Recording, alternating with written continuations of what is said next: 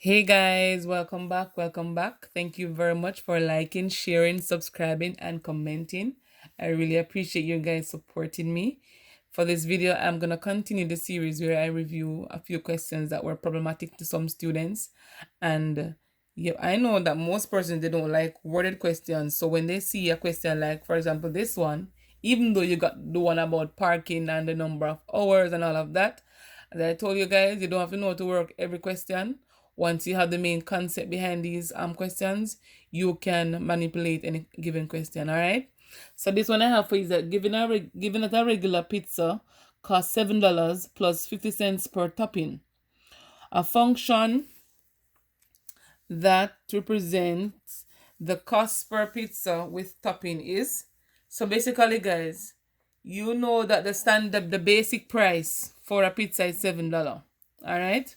So even without topping, the basic price is $7. I'm gonna go graphical for the first part of it, even though some person don't want to see this part. So I'm gonna go graphical, right? So here gonna be the cost. You're gonna be the number of toppings. You guys know I like to go graphical so you can see exactly what you're dealing with. So the cost of a pizza, guys, is $7. So you see that zero is here. That means no topping is added to the pizza. So a normal cheese pizza or normal pizza for $7. All right. As the toppings increase, you see that the price will also increase. So with zero toppings, they pay $7. One topping, you see that the money is going up. So let's say the topping is 50 cents. So you're gonna have $7.50 here, so then you're gonna have $8 here, so then you're gonna have $8.50, $9, the gist going up, all right?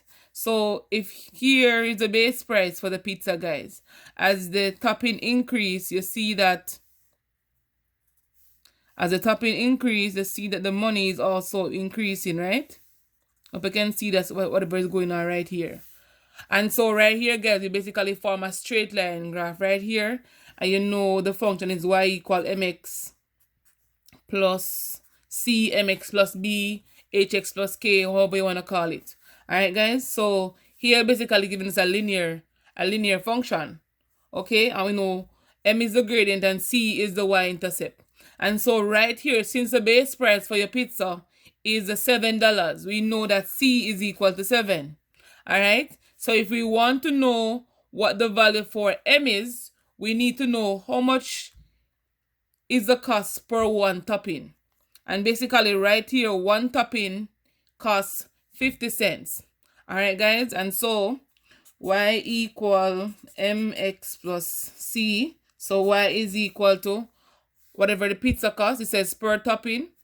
And in this case, instead of having x here, I'm going to put t for topping. It's going to be 50 cents per topping. That's t. All right. Plus, I'm going to put c here for cost. Plus the 7, which is the base price, which is c. So right here, guys, we have our function. All right. If you didn't know how to go graphical and you just wanted to just get the answer and move on, like most persons, what you could do is to observe that the word per here would mean like multiplication, would mean each. So as the topping increases, the person will pay additional 50 cents. So per here basically means multiplication. All right. So 50 cents, let me put it right here. So 50 cents per topping. So 50 cents. So 0.50 per multiplication topping. All right. So 50 cents per topping.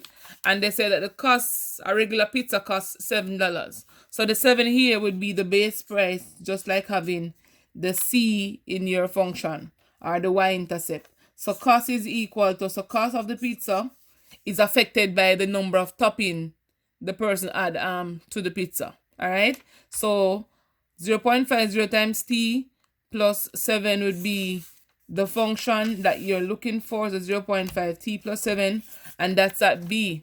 But what you guys got to do was about parking and per hour. So if you're gonna pay $1 as the base pay for the parking, so c there would be 1, and you pay 25 cents every hour. That means so the cost is affected by the number of hours you're spending in that particular spot. So If the base price, whether you spend half hour or less than 1 hour, you're gonna pay the $1 anyhow you take it. You get that? Whether you spend 1 hour there or less, you have to pay the base pay, which is $1. And the longer you stay, you pay 25 cents per hour. And so the per here will tell you that as hours increase, you pay 25 cents plus the base. And so 0.25 times the number of hours plus 1 would be the one on the exam. But under the condition here, I'm just explaining to you that whether you understand the question or not, you can go graphical to see how it's affecting the function, and I just showed it to you right here, and I hope you did that one correctly. All right, the next question I have for you is from statistics. That the mean of 4 numbers is 6, 9, C, and the 9. The mean of 4 numbers, 6, 9, C, and 9 is 10. So we know that mean is x bar is equal to the sum of f of x all over the sum of f, and basically this can say n as well. Some people say f or some would say n. It doesn't matter. So the sum of the number of items or the total items given, and it said the mean is 10. So 10 is equal to the sum of the numbers. If you want, you can put them in. So 6 plus 9 plus C plus 9 all over n, or sum of f, and they say they have 4 numbers there, so that's 4. Here you need to find the value of C. What you can do here, guys, to cross multiply or do the numerator first. You can say 6 plus 9 plus C plus 9 is 24 plus C all over 4 is equal to 10. From this, guys, we can go ahead and find C. We have to multiply by 4 first because it's dividing here. So that cancel that. So 40 is equal to 24 plus C. We need to find the value of C. It's adding to 24. We subtract 24 from both sides. So C is equal to 16. All right. And I hope you see how I got that. And you guys know that I've been doing questions like these on the channel well prior to the exam. So I hope the persons who were there, they did their best on the exam. Even the matrix, guys, about determinant, I walk you guys through all of this, and I hope you got it correct. So let's do this one. So they're given the matrix A, 5, -4, -3, 2. We're asked to find the determinant. The determinant of A. Alright, guys, so what I normally tell you guys to do is, if you don't remember what to do, you basically write out the one using the letters, the matrix using the letters A, B, C, D, and you're not gonna be AD minus BC or CB, and then you want to put it. So identify this by lining them up. So AB would be like 5, 2. So we're going to say 5 times 2 minus CD or BC, going to be -3 times -4. All right. And from this, we see that we can simplify through multiplication. So 5 2 is 10. Subtract -3, -4 is a positive 12. All right, let's subtract these 2, you get -2 for your answer, and that's how we do it. I hope it was clear for you all and you didn't make any mistake by putting it on over the determinant like you're gonna do the inverse. All right, guys, I love this one as well, even though some person said it was hard for them, but I have to understand that persons see things differently, and you have to appreciate and respect differences. All right, so for this one, guys, you're giving the matrix a 3 row by column. So it's a 2 row and 3 because it's a 2 by 3 matrix. You have to find the scalar matrix here, guys. So it's 2b, and so the 2 here needs to be multiplied by everything that is inside of the matrix. All right, so don't go ahead and add them into be multiplying. Cool, because the 2 here means 2 times whatever b is. So it's going to be 2 times everything here. So it's 2 times, let me write it here. You know that it may be the same question, guys, and the exam is the same principle apply. So it's going to be 2 times everything in this matrix. So it's 2 2s 4, 2 0 0, 2 1s 2, 2 3s 6, 2 1s 2, 2 4s 8. All right. And the answer is right here. So please don't go ahead and add them. Don't subtract them. Don't divide it. You multiply it. And as you know, I gave you guys some questions like this, and I felt so good, guys, when I saw this paper on the exam, this question. I'm like, yes, they must get this one. They have to.